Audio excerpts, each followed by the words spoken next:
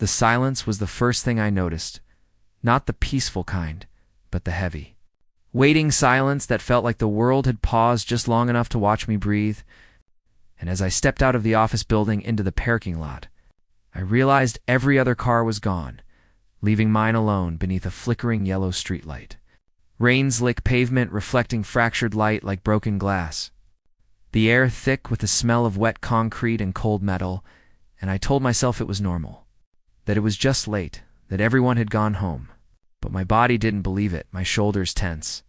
My keys clenched between my fingers as my footsteps echoed too loudly across the empty lot, each step sounding like it didn't belong there, and memories I'd been avoiding crept in Jonah's tired eyes. The way he'd said, "I disappeared when things got hard." How intimacy always scared me more than loneliness, but then I heard it. Soft and deliberate, footsteps behind me, and when I stopped, they stopped too. The silence snapping back into place like a held breath, and when I whispered hello into the darkness, no one answered. Only shadows stretched unnaturally between empty spaces. And even as I forced myself to walk toward my car, rain tapping gently on metal, the sense of being watched crawled under my skin, the distance to my car warping, pulling away from me like a bad dream. And when I finally reached it and slid into the driver's seat, relief never came because the parking lot beyond the windshield looked deeper, darker, wrong somehow, and before I could turn the key, a pale handprint slowly appeared on the fogged rear window from the outside, calm, deliberate, unmistakably human. And as my breath caught and my heart slammed against my ribs, I understood with chilling clarity that the last car in the lot was mine, and whatever had followed me out there had no intention of letting me leave.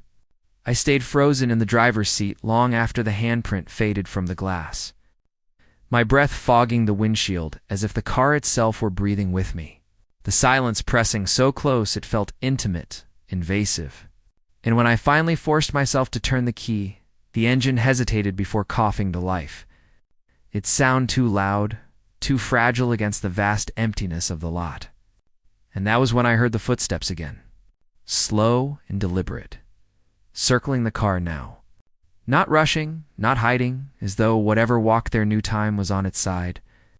And I caught fleeting shapes in the mirror's movement without form, shadows bending where shadows shouldn't, till a sudden knock against the trunk made me flinch so hard my chest burned.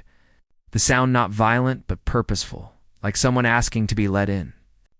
And as fear tangled with something far more confusing curiosity, recognition, I remembered other moments I'd dismissed over the years.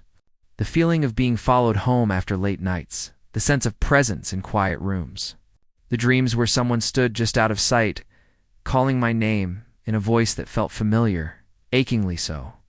And when the footsteps stopped directly behind the car and a soft reflection appeared in the rearview mirror, not a face, not fully, just the suggestion of shoulders, posture, the outline of a man from another time, my terror shifted into something heavier and sadder, because whatever lingered there didn't feel like a predator. It felt like a wound. And as the rain slowed and the fog thickened around the tires, I found myself whispering Jonah's name without knowing why, my chest aching with the same fear that had always chased me away from love. The fear of being seen too clearly, and in the reflection the shadow tilted its head, as if listening, as if it recognized me too.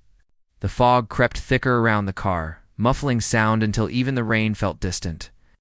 And as I sat there gripping the steering wheel, my pulse thudding in my ears, the shadow in the rearview mirror slowly became clearer, not sharper, but more defined in its sadness. A man-shaped absence standing just beyond the reach of light, and without thinking, I unlocked the doors, the click echoing louder than it should have, because fear had begun to feel less dangerous than the ache of not knowing. And when the passenger door opened by itself, the interior light flickered on, revealing nothing solid yet filling the space with cold. The kind that settles deep in the chest, and then a voice soft, worn, unmistakably human spoke my name the way Jonah used to when he thought I was asleep. And I realized with a jolt of grief that the presence carried the weight of unfinished love, not malice. And as the figure leaned closer, the air shimmering around it, memories flooded me that weren't mine alone. Late-night drives with the windows down decades ago. Stolen glances in rearview mirrors, hands brushing in secret because the world hadn't been safe then, and I understood that this shadow had been following me, not to harm me, but because I felt familiar, because loneliness had a shape it recognized, and as tears blurred my vision, I admitted aloud the truth I'd never said, that I was tired of running, tired of surviving, instead of living. And the ghost's outline softened, its presence warming instead of chilling, as if my confession had loosened something binding it to the dark spaces between cars. And for the first time that night, the silence didn't feel like it was watching MIT, felt like it was listening.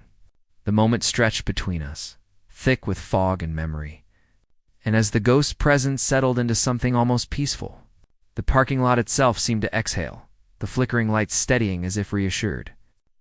And I understood then that the footsteps had never been meant to frighten me, but to remind me of all the times I had walked away from connection, all the love I'd left echoing behind me, and when I stepped out of the car, the cold no longer bit, the concrete solid and grounding beneath my feet as I faced the shadow fully.